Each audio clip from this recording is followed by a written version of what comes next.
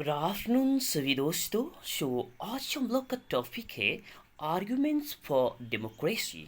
और इसको हम लोग दूसरे वे में मेरिट्स ऑफ डेमोक्रेसी इस तरह से भी यह क्वेश्चन सेट हो सकता है। और thought advantages of democracy, that means different way में इस टॉपिक को हम लोग डील कर सकते हैं। क्वेश्चन सेट हो सकता है राइट आर्ग्यूमेंट्स फॉर डेमोक्रेसी, या तो right arguments in favour of democracy. और क्वेश्चन इस तरह से भी सेट हो सकता है राइट मेरिट्स ऑफ डेमोक्रेसी। और क्वेश्चन इस तरह से भी सेट हो सकता है राइट एडवांटेजेस ऑफ डेमोक्रेसी। और जनरली ये 3 मार्क्स तक का क्वेश्चन सेट हो सकता है, उससे ज़्यादा बहुत कम ही होता है। और उससे ज़्यादा होता है तो आर्ग्यूमेंट्स फॉर भी आएगा, आर्ग्यूमेंट्स अगेंस्ट भी आएगा। तो क्वेश्चन यहाँ से जनरली इसी तरह से सेट होता है। सो चलते हैं, डिस्कस करते हैं डेमोक्रेसी का फेवर का जो पॉइंट्स वगैरह। Okay, so first of all, democracy is better than other forms of government. Democracy जो है बाकी जो गवर्नमेंट का फॉर्म है उससे अच्छा है बोल रहे हैं। बाकी जो form of government, that means other forms of government, जैसे कि एक मोनार्कियल फॉर्म ऑफ गवर्नमेंट होगा जहाँ पर फिर इसी तरह से मिलिट्री और रूल करते होंगे, उस तरह का गवर्नमेंट होंगे, ठीक है। और इसी तरह से डिक्टेटरशिप होंगे। तो ये सारा जो गवर्नमेंट का जो फॉर्म्स है उसका कंपैरिजन में डेमोक्रेटिक गवर्नमेंट जो है सबसे बेहतर है, अच्छा है। और ये क्यों है? Because it allows to correct its own mistake बोल रहा है। तो कहने का मतलब, अगर एक डिक्टेटोरियल गवर्नमेंट जो है अगर कोई गलत कर भी बैठता है तो उनको गलती दिखाने के लिए वहाँ पर कोई भी हिम्मत नहीं करता है। जैसे कि एग्जाम्पल, अगर चाइना में जिनपिंग अगर कोई गलत कर बैठता है, जिनपिंग का गवर्नमेंट गलत कर बैठता है, तो उनको जो अंगुल दिखाने का काम कौन करेगा? किसका पास साहस होगा वहाँ का सिटीजन में? अगर साहस करे तो उनका अंगुल कटा जाएगा। बट डेमोक्रेसी में ऐसा नहीं है ना। डेमोक्रेसी में तो बहुत सारा पॉलिटिकल पार्टीज है ना। अगर बीजेपी गवर्नमेंट गलत करता है तो वहाँ पर कांग्रेस पॉलिटिकल पार्टी है और बहुत सारा पॉलिटिकल पार्टी है, उनका गलती को वहाँ पर दिखाने के लिए, ठीक है, उनका जो भी गलती करते हैं उनका पोल खोलने के लिए वहाँ पर अदर पॉलिटिकल पार्टीज वहाँ पर वही अपॉर्चुनिटी देख करके बैठे हुए हैं। तो गवर्नमेंट गलती करते ही तुरंत उनका पोल खोल देते हैं। तो इसीलिए गवर्नमेंट को यहाँ अपना गलती को करेक्ट करने का मौका मिलता है, गवर्नमेंट अपना गलती को सुधारते हैं। और ये सिर्फ और सिर्फ डेमोक्रेसी में होता है। अगर अपना गलती को करेक्ट नहीं करेंगे तो फिर यही है कि कमिंग इलेक्शन में उनको वोट नहीं मिलेगा। तो अपना गलती को करेक्ट करना भी होगा और करते भी है डेमोक्रेसी में। ये डेमोक्रेसी का एक प्लस पॉइंट है। ओके, और secondly, democracy enhances dignity of citizen. Dignity का मतलब होता है रिस्पेक्ट, मान मर्यादा। तो सिटीजन का जो मान मर्यादा रिस्पेक्ट जो होता है डेमोक्रेसी में होता है, डिक्टेटरशिप में नहीं होता है, मोनार्कियल फॉर्म ऑफ गवर्नमेंट में नहीं होता है, और जहाँ पर मिलिट्री रूल कर रहा है वहाँ पर भी नहीं हो सकता है सिटीजन का डिग्निटी। बट डेमोक्रेसी में सिटीजन का डिग्निटी, मान मर्यादा रहता है। कैसे? फर्स्ट ऑफ ऑल आप एक चीज़ देखिए, डेमोक्रेसी में जनता को ही, दैट मीन्स सिटीजन को ही मालिक माना जाता है। तो कम से कम हमको मालिक तो माना जाता है, तो हम गर्व क्यों नहीं करेंगे? सो मेरा रिस्पेक्ट है ना, मेरा डिग्निटी है ना, क्योंकि जितना भी बड़े पॉलिटिकल लीडर क्यों ना हो, मालिक किसको मान रहा है? मालिक तो हमको मान रहे हैं ना। सो मेरा डिग्निटी है ना। और इसी तरह से कितने भी बड़े लीडर क्यों ना हो, इलेक्शन का टाइम में कम से कम हमारा सामने में आकर के हाथ जोड़ करके कम से कम वोट तो मांगता है। सो मेरा डिग्निटी है। क्या जिनपिंग आपका सामने में आकर के, आपका सामने मतलब वो चाइना का जो भी सिटीजन है उनका सामने में जाकर के उनको वोट मांगने का क्या ज़रूरत है? वो हाथ जोड़ करके वोट थोड़ी मांगेंगे। हाँ, किम जोंग हाथ जोड़ करके खड़े नहीं न रहेंगे। किंतु इंडिया में नरेंद्र मोदी जी जो होंगे तो आपका सामने आकर कम से कम हाथ जोड़ करके, कम से कम वोट के लिए हाथ जोड़ करके वहाँ पर आपसे वोट तो मांगते हैं। सो आपका डिग्निटी है। और इसी तरह से सेकेंडली, आपका वन वोट के कारण गवर्नमेंट फॉल भी हो सकता है, ठीक है। आपका एक वोट के कारण कोई एक पॉलिटिकल पार्टी सत्ता तक पहुंच भी सकते, तो डेफिनेटली आपका डिग्निटी है।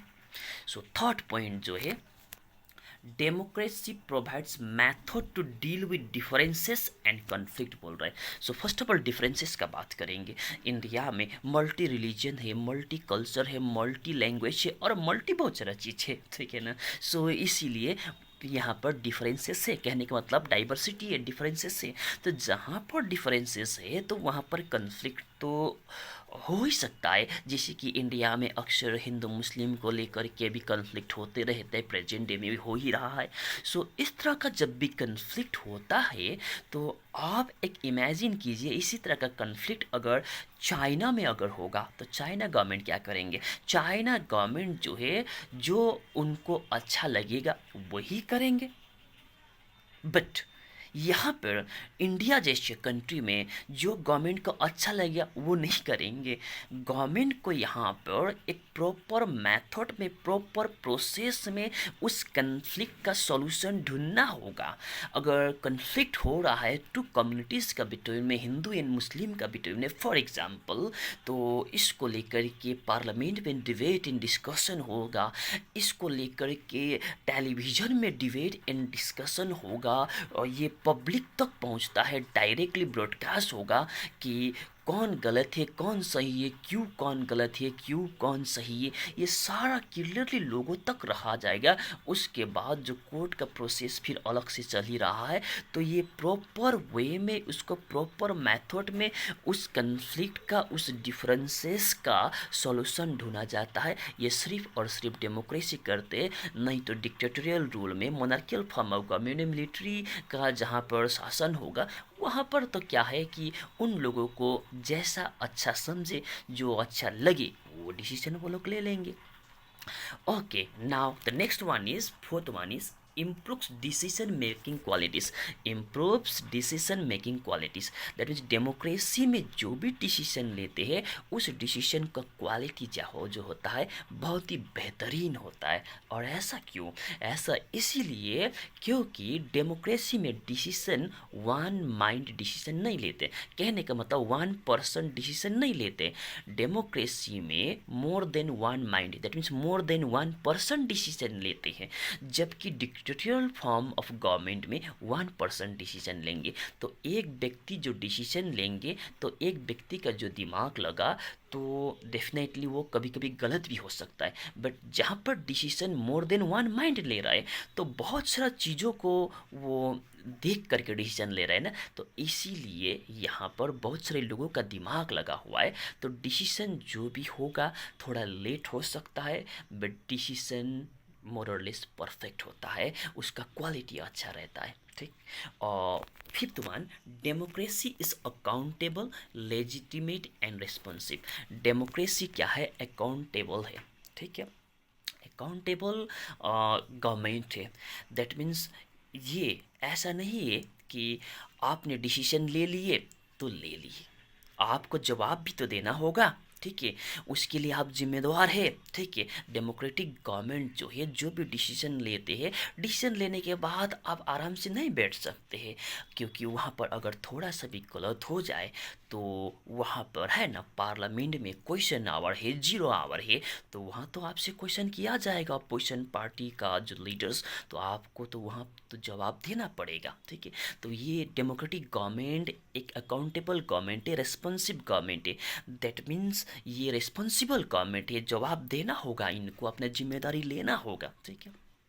और इसी तरह से लेजिटिमेट गवर्नमेंट पे, लेजिटिमेट मतलब ये जो गवर्नमेंट फॉर्मेशन ही हुआ है एक प्रॉपर वे में इसका फॉर्मेशन होता है। ऐसा नहीं है कि मैंने dictatorial form of government, monarchial form of government में मैं एक किंग हूँ और मैंने बोल दिया कि कल से आप प्राइम मिनिस्टर बनेंगे तो आप बन गए।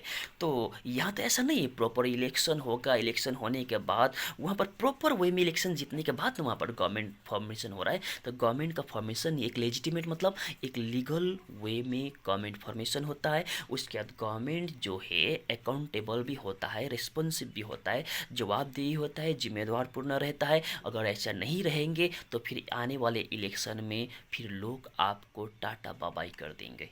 तो ये है डेमोक्रेसी का मेरिट्स या तो आर्गुमेंट्स फॉर डेमोक्रेसी। सो आज के लिए इतना ही। Take care, bye bye.